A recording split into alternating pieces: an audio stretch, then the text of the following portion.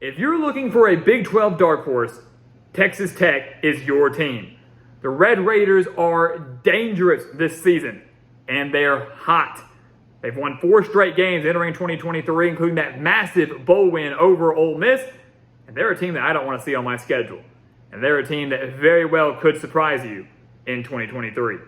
So welcome back to the Gridiron Expert, guys. We're so glad that you could join us today as we break down Texas Tech's schedule and record for this upcoming college football season. As always, please continue to like, comment, subscribe, share our videos, and check out everything down in the description below, including our expert picks over on our website, thegridironexpert.com, beating out over 80% of the national analysts and handicappers each of the last 5 years. It's guaranteed money right in your pocket this season. Go sign up for those picks today. Check out our Patreon account as well. Become a member of the Patreon Hall of Fame and gain access to exclusive college football content year-round. And check out the address down in the description below and get your team represented in every single Gridiron Expert video as we expand our GE Nation from coast to coast.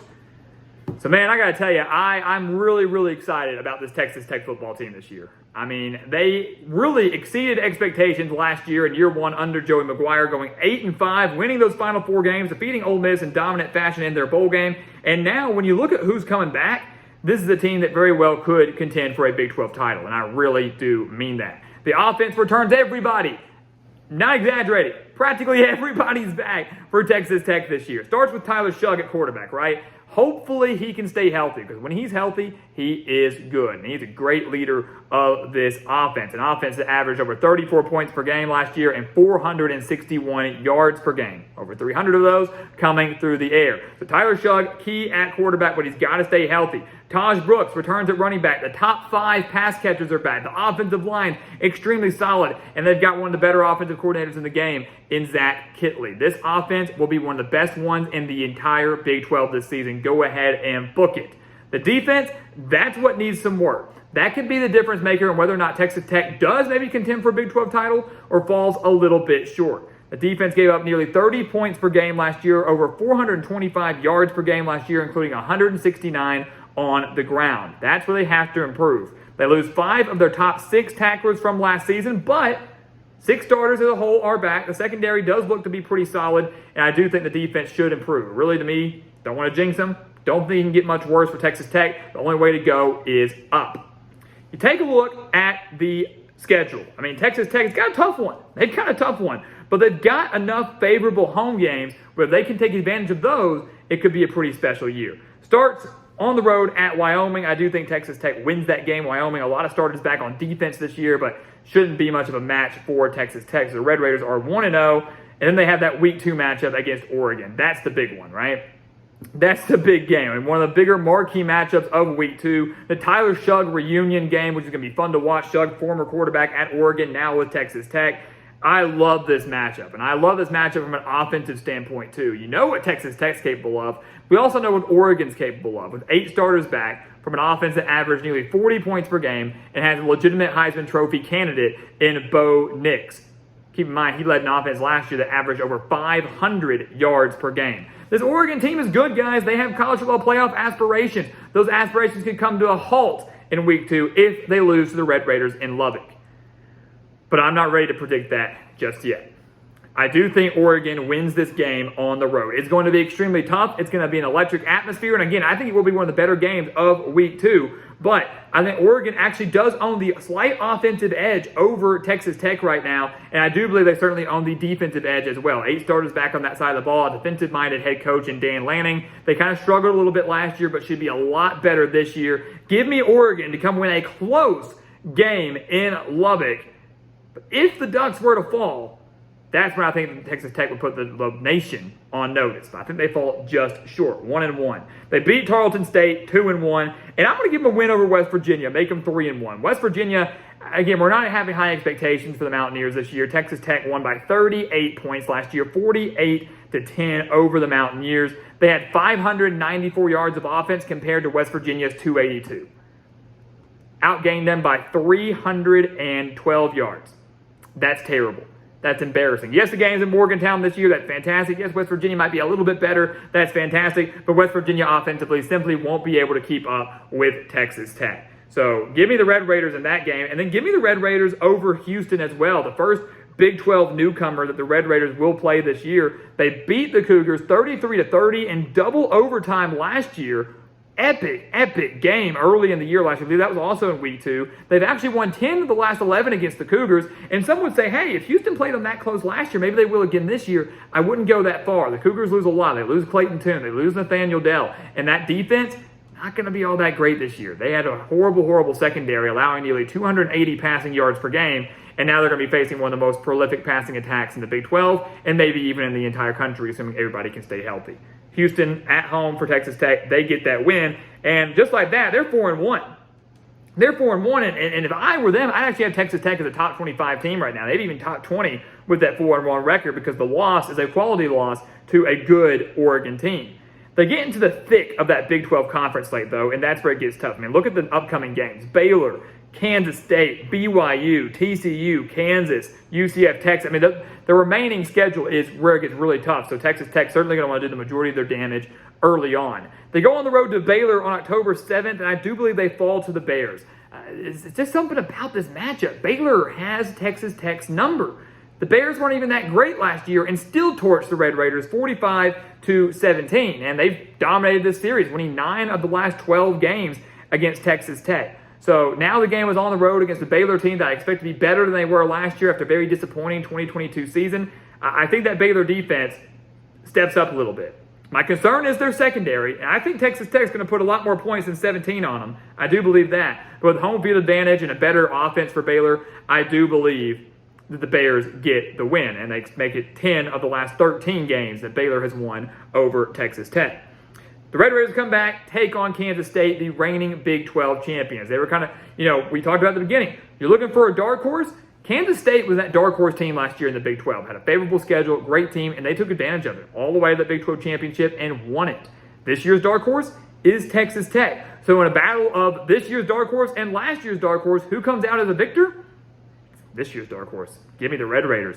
Give me the Red Raiders to beat Kansas State. They only lost to them 37-28 last year. The game was tied 20-20 in the third quarter. That Texas Tech defense kind of collapsed, let Kansas State go on a run as they ultimately lost by 9 points. I think they're going to learn from those mistakes. And I think that offense is going to exploit Kansas State's defense just enough, especially with the game in Lubbock. It'll be close, just like it was last year. 9 points. But I like Texas Tech to get this win at home. I really, really do. Kansas State is a legitimate Big 12 title contender once again. They lose a handful of key pieces, especially offensively, that could hinder them in terms of keeping up against this type of offense that Texas Tech has.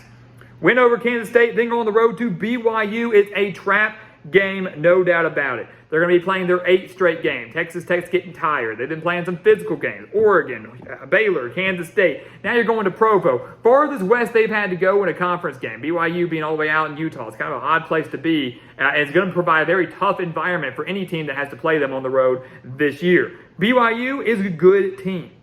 They are a good team. They can match the physicality up front. They're good in both in the trenches. They're good on the offensive line. They're good on the defensive line. The defense should improve drastically. The offense might be able to hang with Texas Tech because of how bad Texas Tech's defense is. We hope and expect the defense to improve, but will they improve enough against a BYU team that's going to have a 1,000-yard rusher in from last year, transferring in from UNLV? They have an experienced quarterback in Keaton Slovis transferring in from Pittsburgh.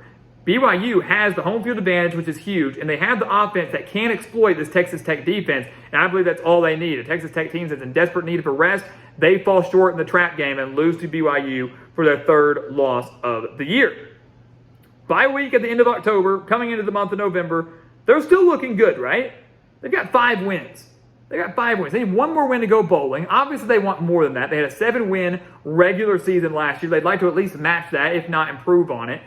I think they clinch bowl eligibility. They get that 6th win right out of the bye week, facing TCU, the national runner-up, on a Thursday night game in Lubbock. Those midweek games are weird, guys. I know it doesn't make sense, but there's something about playing a game on a Thursday versus a Saturday where some crazy things happen. And I do actually expect Texas Tech to be favored in this game over TCU if everything goes according to plan. TCU team that's still going to be solid, still going to be a tough out for anybody they play, but Texas Tech offensively, again, has enough to wear down a TCU defense that wasn't all that great last year. They really weren't.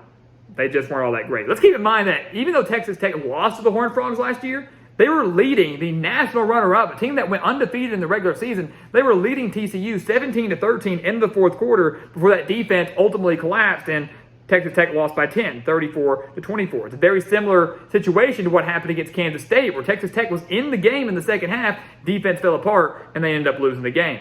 I think, again, they learn from their mistakes. They take advantage of the week of rest. They take advantage of the home field advantage on a midweek under the lights. Texas Tech beats TCU, clinches bowl eligibility, and I believe they win their next 2 games as well to get 8 wins, to surpass last year's win total in the regular season.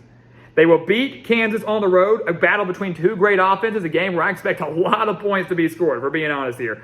A lot of points to be scored. They beat Kansas 43-28 last year. They were actually outgained by 15 yards, 525 yards for Kansas, 510 yards for Texas Tech. But they benefited by going +2 in the turnover margin in that game. I was torn here, almost leaning Kansas, because I really do like this Kansas team. But ultimately, 2 teams have great offenses and bad defense. Which one has a slightly better defense? Got to go with Texas Tech. I like the Red Raiders a little bit more here. Give me the Red Raiders to beat Kansas. They won by 15 last year. I don't see that big of a swing despite the game being on the road. They'll beat UCF. I don't see Texas Tech losing on senior day. UCF, one of those newcomers again that I think could contend for a bowl game, but not as acclimated to playing this many games against Power 5 opponents consecutively as someone like Texas Tech or really any other Big 12 team that's been there for a while has. So on senior day, Texas Tech does take down UCF. They've got 8 wins. They're 8-3. Will they be 8-4 or 9-3 by season's end? We're going to go 8-4. Yes, they beat Texas last year 37-34 in overtime. Should be noted that Texas Tech has not defeated Texas in back-to-back years since 1997 and 1998. So history would be made if the Red Raiders could win this. But Texas is a good team. Texas at this point in the year could still be in the college football playoff discussion. So on senior day for the Longhorns, in a season where we believe that they could be contending for a Big 12 title, maybe even a playoff appearance, I don't see them slipping up to the Red Raiders. Factoring revenge on their mind, trying to get redemption for that loss that they suffered last year, Texas will get the job done with their electric offense that returns practically everybody as well. Should be a fun one. Texas Tech's going to give them everything they have, but Texas ultimately is the better team, and home field advantage plays a major role. The stakes also play a role there as well. But regardless, guys, what a year for Texas Tech. They are a dark horse, no doubt about it, because if they pull off a win over Baylor or BYU, that means they've only got 2 conference losses. Depending on how Texas and Oklahoma and other teams like that fare, they could find their way into that Big 12 championship game. It's not entirely far-fetched at 8-4, 6-3 in conference play. They beat Oregon. The nation gets put on notice, and there's a chance they start 5-0. It's not out of the realm of possibility. Texas Tech's a good team. We think they go 8-4 in the regular season, land a really good bowl berth, have a shot at a 9-win season, and Joey McGuire doing a phenomenal job and building something in Lubbock. This year is set up to be even better than last year. Last year, they exceeded expectations. This year, they have expectations. And I believe McGuire is going to meet them. So, guys, as always, thank you so much for watching us here at the Gridiron Expert on YouTube. Make sure to continue to like, comment, subscribe, share our videos, and check out everything down in the description below, including our expert picks over on thegridironexpert.com. Our Patreon account, become a member of our Patreon Wall of Fame and take advantage of the exclusive content there. Join our GE Nation, send us some gear to have your team represented coast to coast in every single Gridiron Expert video. And once again, guys, as always, thank you so much for watching, and we'll see you next time right here on the Gridiron Expert. Yeah.